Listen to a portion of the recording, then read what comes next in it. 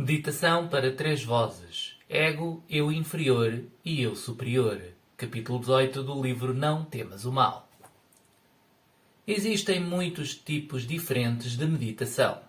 A meditação religiosa consiste em recitar preces consagradas. Existem meditações que visam principalmente aumentar o poder de concentração.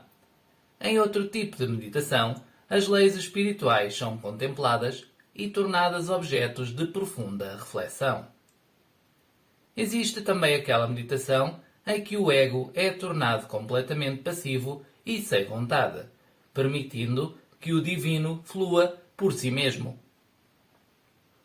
Essas e outras formas de meditação podem ter mais ou menos valor, porém, a minha sugestão para os amigos que trabalham comigo é que, em vez disso, usem o tempo e a energia disponível para confrontar aquela parte do ser que destrói a felicidade, a realização e a integridade. Jamais lhe será possível criar a integridade à qual você realmente aspira, quer esse objetivo seja especificado ou não, caso você passe ao largo dessa confrontação. Essa abordagem inclui dar voz ao aspecto recalcitrante do eu egoísta e destrutivo que, por alguma razão, nega a felicidade, a satisfação e a beleza. Para realmente compreender a dinâmica, o significado e o processo da meditação e para extrair dela o máximo benefício, você deve ter uma ideia clara acerca de certas leis psíquicas. Uma delas é que, para que a meditação seja realmente eficaz, 3 camadas da personalidade devem estar ativamente envolvidas. A esses 3 níveis fundamentais da personalidade podemos chamar o nível do ego consciente, com todo o conhecimento e vontade conscientes. O nível da criança egoísta inconsciente, com toda a sua ignorância, destrutividade e todos os seus protestos de onipotência. E o eu universal supraconsciente, com a sua sabedoria, seu poder e amores superiores, bem como sua compreensão abrangente dos eventos da vida humana. Na meditação eficaz, o ego consciente ativa tanto o eu inconsciente, egoísta e destrutivo, quanto o eu universal superior, supraconsciente. É necessário que ocorra uma interação constante entre esses 3 níveis, o que requer uma grande vigilância do seu ego consciente. Olá, eu sou o Luís Filipe e este é o Estrada que Segue. Neste momento estou a ler excertos do capítulo 18 do livro Não Temas o Mal. Por isso, vamos lá continuar. O ego como mediador. O ego consciente tem de estar determinado a permitir que o eu egoísta, inconsciente, se revele, se desdobre, se manifeste na consciência, se expresse. Isso não é tão difícil nem tão fácil quanto possa parecer.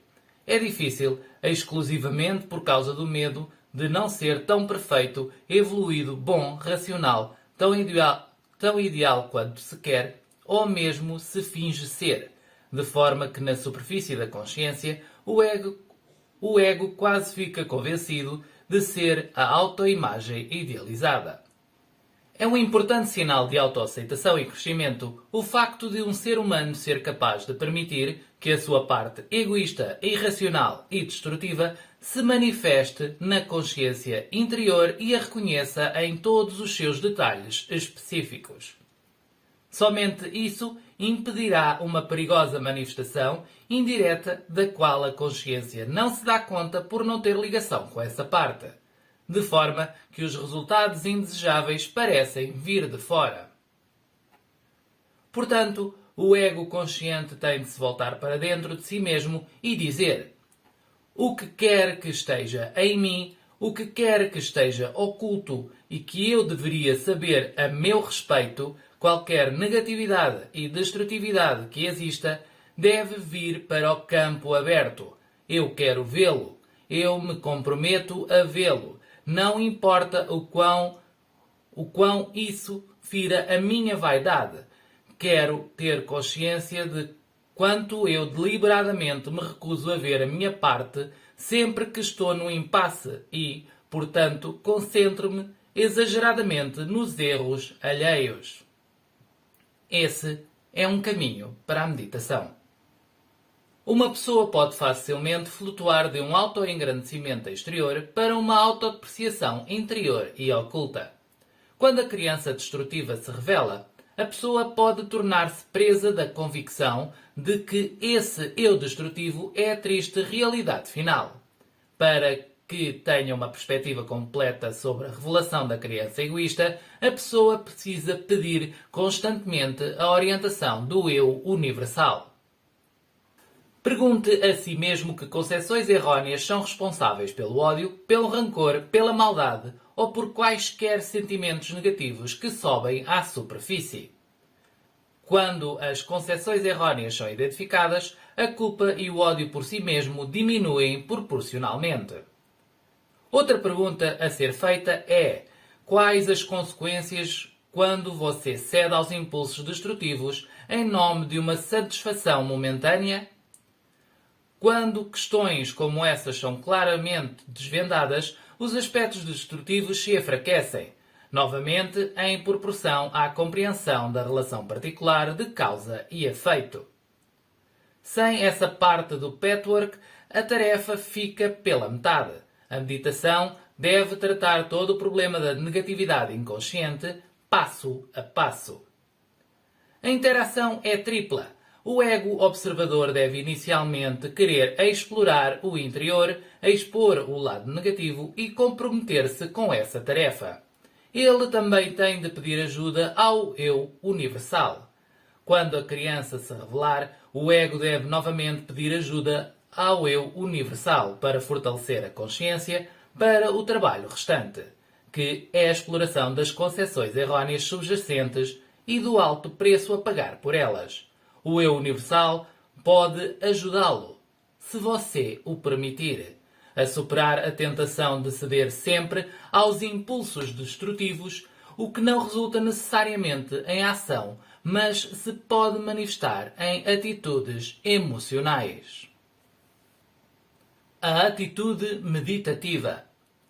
Aqui a meditação é um pré-requisito absoluto. Ela significa concentrar-se no seu próprio interior e, calma, silenciosamente, querer conhecer a verdade dessa circunstância particular e as suas causas. Então, você precisa calmamente esperar por uma resposta. Nesse estado mental, a paz chegará a você antes mesmo que compreenda totalmente porque tem esse tipo de negatividade. Essa abordagem verdadeira da vida já dará a você uma medida da paz e do respeito próprio que lhe faltavam enquanto responsabilizava outras pessoas pelo que você tinha de sofrer.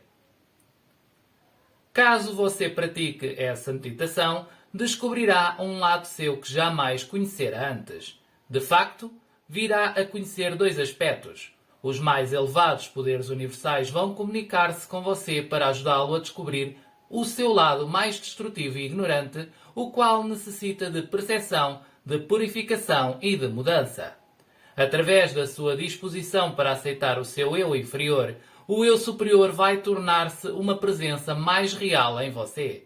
De facto, vai experimentá-lo cada vez mais como o seu eu verdadeiro. As mudanças proporcionadas pela meditação do patchwork. Quando você passa por todo o processo, ocorre um tremendo fortalecimento de todo o seu eu. Muitas coisas começam a acontecer dentro da sua personalidade. Em primeiro lugar, o seu ego-personalidade consciente fica mais forte e mais saudável. Ele será mais forte num sentido bom, descontraído, com mais determinação, consciência, direção significativa e um maior poder de concentração com atenção focalizada. Em segundo lugar, você vai cultivar uma maior autoaceitação e compreensão da realidade. O ódio e o desagrado consigo mesmo irreais vão desaparecer. Pretensões igualmente irreais de ser especial e perfeito também cessam. O orgulho e a vaidade espiritual, bem como a auto-humilhação e a vergonha, todos falsos, desaparecem. Essa mudança gradual torna-o capaz de aceitar todos os seus sentimentos e permitir que a energia flua através do seu ser. Quando o seu lado pequeno, mesquinho, é aceite sem pensar que ele é a realidade total, final, então a beleza, o amor, a sabedoria e poderes infinitos do eu superior tornam-se mais reais. O facto de lidar com o seu eu inferior conduz a um desenvolvimento e uma integração equilibrados, bem como a um senso profundo e reconfortante da sua própria realidade. O resultado será uma autoestima realista e bem fundada. Observe em si mesmo esse hábito de maltratar-se, de desesperança e capitulação e neutralize-o, não o empurrando para o subterrâneo novamente, mas usando o que você sabe. Conversando com essa parte de si mesmo, você pode fazer atuar sobre ela todo o conhecimento do seu ego consciente. Se esse não for suficiente, invoque os poderes além da sua consciência para que venham em sua ajuda. À medida que passa a conhecer o mais baixo e o mais elevado em si mesmo, você começa a descobrir a função das capacidades, mas também as limitações do ego consciente.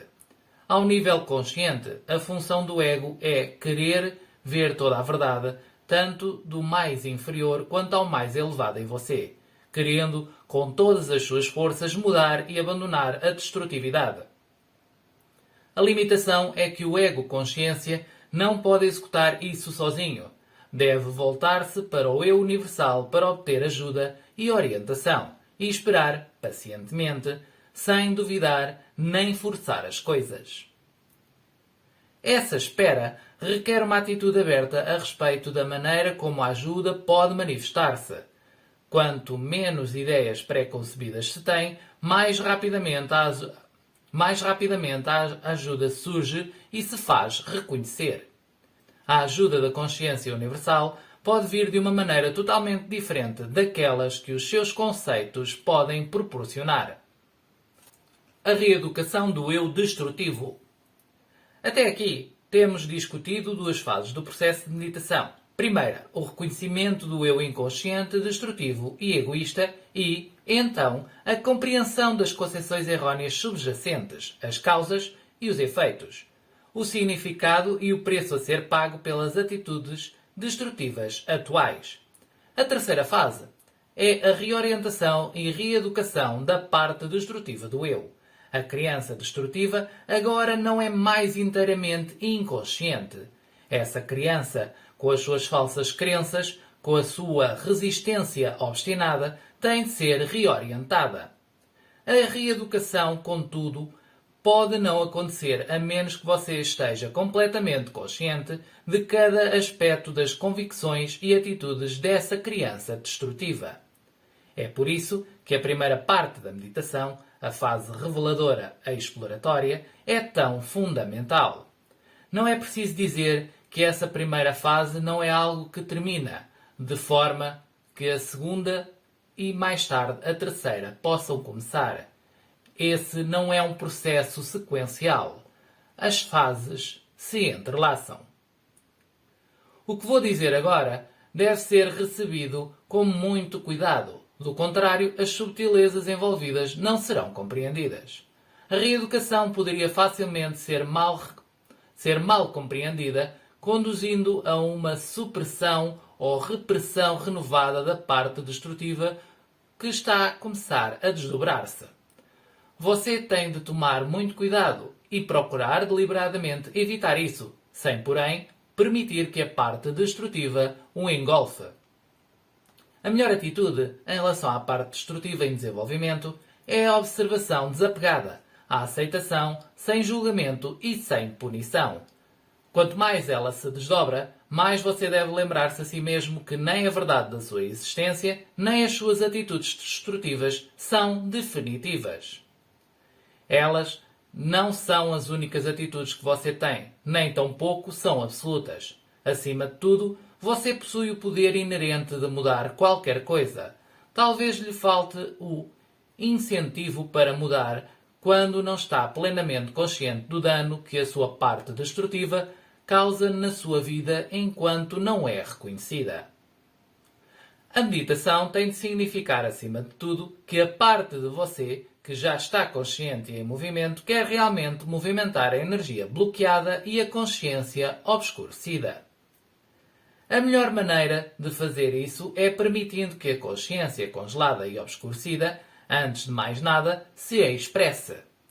Aqui você precisa de uma atitude receptiva em vez de considerar aquilo que se revela como catastrófico e devastador. A atitude de pânico em relação à própria criança destrutiva que se revela causa mais danos que a criança em si.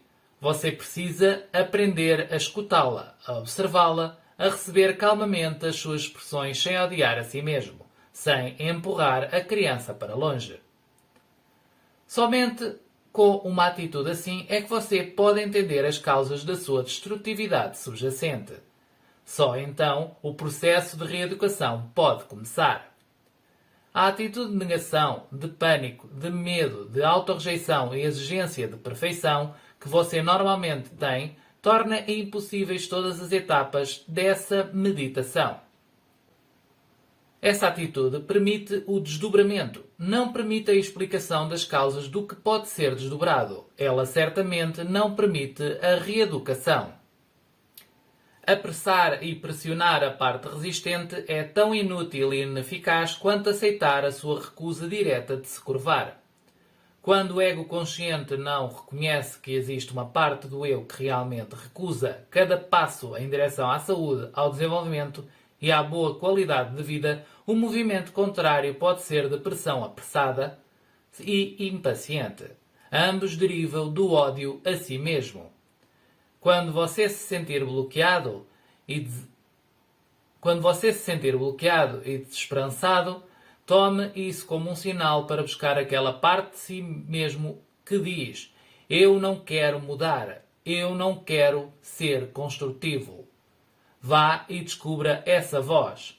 Use aqui novamente o diálogo meditativo para explorar a si mesmo e deixe que o pior que existe em você se expresse. Essa é a única maneira significativa pelo qual a meditação pode mover a sua vida em direção à resolução dos problemas, em direção ao crescimento e à satisfação e em direção ao desenvolvimento do seu melhor potencial. Se você fizer isso, chegará o tempo no qual a confiança da vida não soará mais como uma teoria vaga e distante que não pode se transformar em ação pessoal. Em vez disso, a sua confiança na vida, bem como o amor próprio no seu sentido mais saudável, vai preenchê-lo mais e mais. Esses são conceitos muito importantes que devem ser compreendidos, usados e observados dentro de você mesmo. Quando a interação tripla acontece no seu interior, sempre há uma mistura harmoniosa de desejo e ausência de desejo, de envolvimento e distanciamento, de atividade e passividade. Quando esse equilíbrio se transforma num estado constante, a criança destrutiva cresce. Ela não é morta ou aniquilada. Ela não é exorcizada. Os seus poderes congelados tornam-se energia viva, que você pode realmente sentir como uma nova força vital. Essa criança não deve ser morta. Ela deve ser instruída para que a salvação possa vir a ela, libertando-a, levando-a a crescer. Caso trabalhe visando esse objetivo, você chegará cada vez mais perto da unificação do nível do ego e do eu universal. Meditação. Pois bem, este capítulo envolveu todo ele a fórmula da meditação. A meditação é um processo importante quando estamos em desenvolvimento, pois ajuda-nos a ficar mais conscientes daquilo que nós temos como problemas. Nós temos uma criança, todos nós temos uma criança interior que temos que domar, porque foi ela que foi criando algumas coisas. A nível inconsciente foi assimilando várias coisas e isso tornaram-se crenças, paradigmas e imagens muitas vezes complexas e destrutivas. Então nós temos que desconstruir tudo isso e a meditação diária pode e deve ajudar-nos. Não vos digo para começarem a fazer logo 1 hora, 40 minutos. Comecem nem que seja com 5 minutos, 10 minutos, nem que seja só com uma música binaural de fundo, de modo a vos ajudar a pensar num sítio sossegado para terem o vosso pensamento ativo e tentarem encontrar dentro de vocês mesmos a forma de melhorar o que quer que seja que tenha que ser melhorado. Isto, no fundo, é o tentar reencontrar o nosso passado e ressignificá-lo, conforme eu já tenho dito algumas vezes aqui no canal. Tentar ressignificar o nosso passado para construir um melhor futuro. Nós não devemos enterrar o passado. Nós devemos aprender a lidar com ele e aceitá-lo acima de tudo. Aceitar o nosso passado irá levar-nos de uma melhor forma ao nosso potencial futuro. E nisso a meditação vai ajudar. Se não consegues, ou se pensas que não consegues meditar, tens várias meditações guiadas curtas que te podem ajudar. No YouTube existem vários mentores com meditações curtas. Para começar, é excelente. Ou então também podes optar por ter a tua hora de pensar. 1 hora sem acesso a nada, sem acesso à tecnologia, sem acesso a nada. Apenas a um caderno e uma caneta e estar contigo próprio. Fazeres essa tua hora de pensar com um caderno e uma caneta onde vais escrevendo sobre ti, sobre o teu passado, sobre algumas coisas, de forma a tentar encontrar tópicos que precisem de ser trabalhados em ti próprio. Porque só assim é que tu vais conseguir evoluir e ultrapassar os problemas que possam surgir. Relativamente à meditação, existe sim um horário que é melhor do que outro. E como o próprio Dr. Joe Dispenza diz, é pela manhã ou pela noite. E eu vou ler um pouco do livro Curso a Si Próprio para falar sobre isso mesmo. Quando meditar? Há 2 momentos do dia mais propícios para a meditação. Mesmo antes de se ir deitar à noite e logo após se levantar de manhã. Isso porque, ao adormecer, atravessa naturalmente todos os estados de ondas cerebrais. Começa no de vigília, passa para beta e o alfa mais lento, ao fechar os olhos. Pelo ainda mais lento teta entre o dormir e o acordar e alcança o profundo estado delta ao adormecer. Ao acordar de manhã, faz o mesmo no sentido inverso. Do delta para o teta, do teta para alfa e do alfa para beta, já desperto e consciente. Se meditar antes de dormir ou logo depois de acordar, terá mais facilidade em aceder às ondas cerebrais alfa ou teta. Está mais preparado para entrar num estado alterado, porque ou acaba de sair dele ou está prestes a aceder-lhe. Podemos dizer que a porta para a mente subconsciente se abre nesses 2 momentos. Pessoalmente, prefiro meditar de manhã, mas funciona nesses 2 momentos. Escolha o que mais lhe convier e persista. Meditar todos os dias é um hábito que acabará por ter muita vontade de praticar. Dominar a vontade. Quero alertá-lo para o obstáculo muito vulgar com que lidam as pessoas que começam a praticar meditação. Sempre que começar a mudar qualquer coisa na sua vida, o corpo, como mente, emitirá sinais ao cérebro para recuperar o controlo. Quando der por si, já está a ouvir vozes negativas na cabeça do género. Porque não começas amanhã? O que se passa contigo? Nunca mudarás. Isso não me parece bem. É o corpo a tentar destabilizá-lo. Para poder ser outra vez a mente. Talvez o tenha inconscientemente condicionado a ser impaciente, frustrado, infeliz, vitimizado ou pessimista, para dar apenas alguns exemplos. E é assim que ele se quer comportar subconscientemente. Portanto, se tentarem a meditação, aconselho, tal como Joe Dispenza, de manhãzinha ou ao final do dia. De preferência, de forma a que possam estar sossegados e sem interrupções. E o vosso corpo vai chatear-vos, sim. A voz negativa que nos acompanha aparecerá a dizer tudo e mais alguma coisa que possam imaginar. E sim, vai aparecer comichão em todo lado. Comichão, dores musculares, porque o corpo quer voltar ao controle. Ele não quer que nós assumamos o controle da nossa mente. Espero que tenham gostado deste vídeo. Deixem o vosso like, deixem o comentário e subscrevam o canal se ainda não o fizeram. Espero, sinceramente, que tenha sido proveitoso. Fiquem bem e tu já sabes, tu podes ser o teu próprio guia. Nunca duvides disso.